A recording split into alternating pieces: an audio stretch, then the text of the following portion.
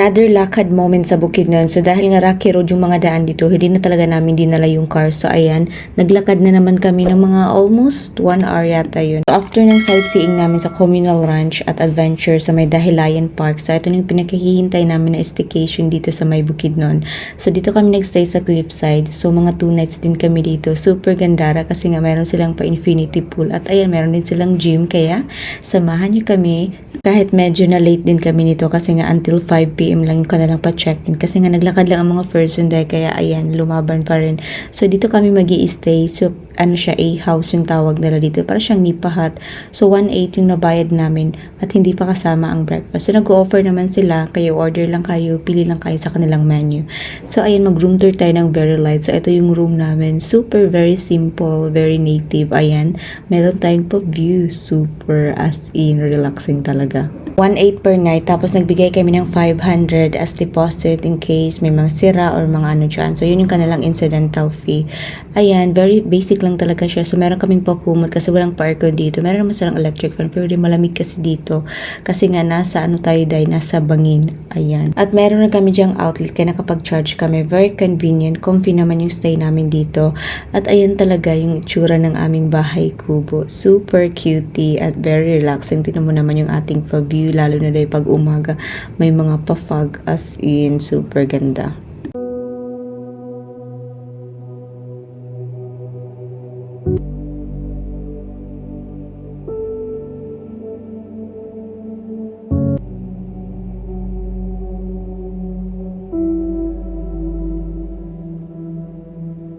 On the next day, so ito yung pa-view natin sa umagang kay Ganda Bukidnon. Yan lang yung fog na naabutan namin.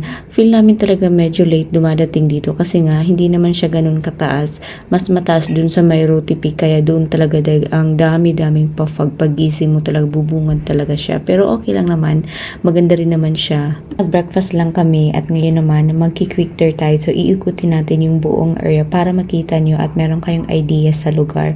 So ayan, marami dito mga iba't ibang accommodation. Kung gusto nyo mag-camping, ayan, meron din dyan. Mas ano siya, mura. Kaso nga lang, dahil nga naka-experience na kami sa Pine Ridge, so yung pinili namin, just yung parang nipahat nila, yung bahay kubo.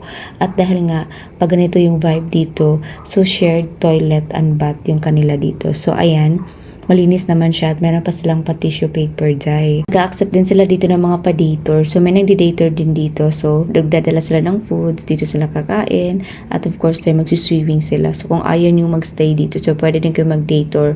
Quick visit. Ayan, photo shoot. Ito yung una nilang pa-viewing deck na may tables and chairs. Ay, super ganda talaga dito kumain. Ayan, mag-chill, mag-relax. At dito naman sa kabila, yung pangalawa. Ito talaga yung nagustuhan ko dito kasi may mga paganito sila.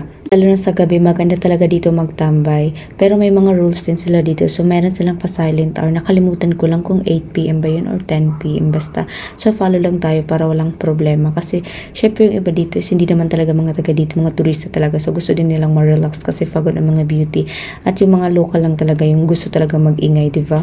Siyempre, mag-celebrate, party-party. Pero, maganda talaga kasi nga may silent hour. So, organized siya. So, dito naman tayo sa may dulo. So, ito naman yung another viewing area dito. Tingnan nyo, very nature talaga, super peaceful talaga dito, as in, so yung ingay lang dito sa umaga, yung mga manok lang talaga, yan talaga yung alarm clock nyo.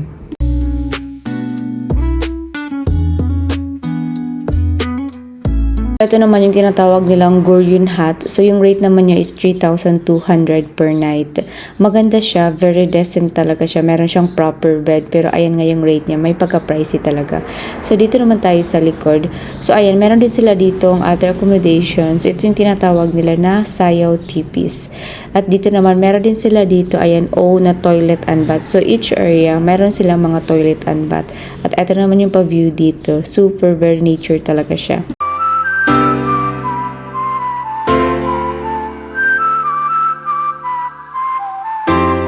So, ito naman yung Sayaw Tipis. So, higaan lang talaga siya. Kaya mas mura siya sa accommodation namin. So, ito is 1,400 per night.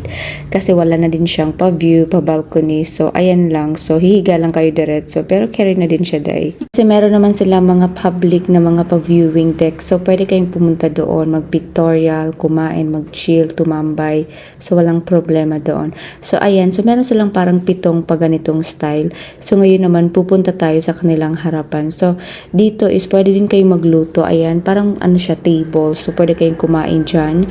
So, medyo maluwang pa talaga siya. Ang ganda talaga ng pa-area nila kasi very organized siya. So, yung mga accommodation is nasa gilid lang talaga. Tapos, dito sa may center, ayan, may mga table na nakakalat. Pwede kayong kumain sa mga nagdi-day tour or gusto nyo mag-snacks dyan.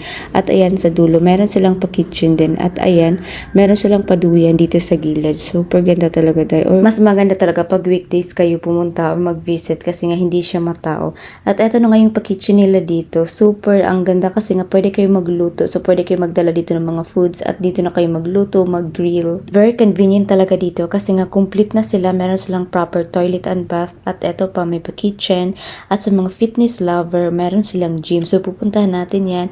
At of course, yung pinaka-highlight dito yung kanilang pa-infinity pool. So ayan sa dulo. Super as in perfect na perfect. Ang ganda talaga dito. At eto talaga yung pinaka-highlight dito, yung pinupuntahan talaga ng mga turista, etong kanilang pa-viewing deck. Kasi naman yung style, parang pahangin siya. Ayan, sa mga hindi takot sa height, ayan, pwede kayong umupo dyan sa dulo, mag-pictory ng malala.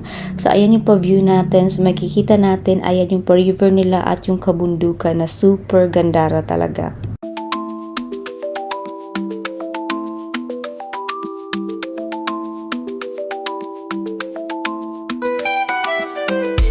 So, dito naman yung kanilang pa-main area. So, nandito yung kanilang pa-pool, yung infinity, yung kanilang pa-lobby at may kainan din sila dito.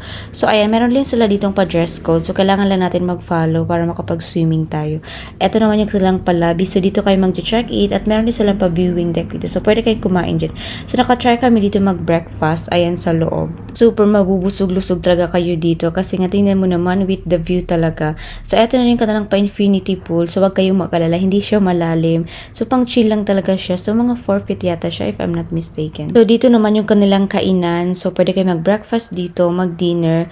Pero, by order siya. So, kailangan nyo mag-order advance kasi hindi sila dito talaga nagbebenta. Wala silang mga luto na talaga. Kaya, kailangan nyo mag-order para makakain kayo ng sure. Hindi kayo malipasan ng gutom. At eto na nga yung kanilang pa-fitness area sa mga fitness lover dyan. Ayan. So, meron talaga silang gym dito. So, tingnan nyo naman magka-camping lang kayo tapos kumpleto pa sila meron silang fitness gym, may pool. Oh my goodness. Ang ganda talaga as in. Parang gusto na namin ditong tumira. Kaya nga lang wala talagang space. Charot. Sa lahat ng pa-amenities nila dito ay free lang talaga. So, pwede kayo dito gumamit ng gym unlimited whole day pa or maligo kayo dahil wala talagang extra charge. So, ngayon naman mag-breakfast tayo with the view. Super ganda. So, etong area naman nila is nasa loob ng lobby. So, baba lang kayo at dito kayo kumain dahil super ganda. Let's eat! So, yung breakfast rate nila is nagre-range from 180 peso up to 200 peso. At yung kanilang drinks ay iba lang. So, itong drinks nila is 50 peso lahat yan. Either hot chocolate, fresh milk, or coffee. Pre-order ito, kaya wag niyong kalimutan talaga mag-order kayo kasi hindi talaga sila nagluluto. Wala silang binibenta ng mga ready-made food. Same din sa dinner, so hindi kasama yung mga pa-drinks. So, another additional yan siya. So, yung rate naman nila is from 185 peso hanggang 370 peso. Yun yung kanilang dinner rate. Pero wag kayong mag-alala kasi meron silang only water. So, pwede kayong magdala kahit sa room. So, yun yung ginawa namin. Nagdala kami kasi wala kaming bottled water. So, ito rin pa-view natin na super relaxing talaga.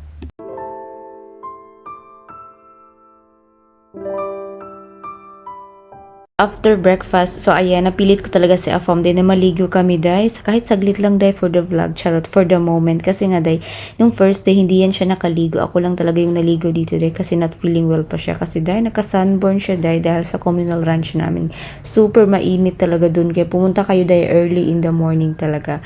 So ayan yung pa-view natin dito sa pa-infinity pool nila. Super sulit talaga. Nag-check out na din kami kasi check out day namin ito. So magbabiyahe naman kami, back to airport na tayo. So from here sa Impasugong, babiyahe tayo papuntang airport. Dahil medyo malayo-layo talaga yung biyahe natin. Tapos slowly but surely lang talaga rin kasi dahil ang daming disgrasya dito sa area na today. Kaya talagang drive safely tayo always. At dahil nga bukid nun din talaga Mindanao yung food basket natin. Kaya lahat talaga ng mga pa-fruits and vegetable natin ay galing dito. Kaya marami kayong makakasalamuhang mga 10-wheelers truck dahil. Kaya ingat-ingat kasi yung iba talaga din mabilis talaga magpatakbo. At nawawalan din sila ng brake. Kaya dahil disgrasya talaga. At marami ditong blind curves. Kaya minsan yung iba nahulog talaga dahil as in scary. At yun lang yung pagganap natin yung Bukidnon Adventure natin. So 5 days and 4 nights tayo dito. Super ganda ng experience natin. Ang ganda nature trip. Ang ganda ng ating pa-short vacay. So that's all for today's vlog. Sana nagustuhan nyo. Don't forget to like, share, and subscribe. And see you again on our next travel adventure. Bye-bye!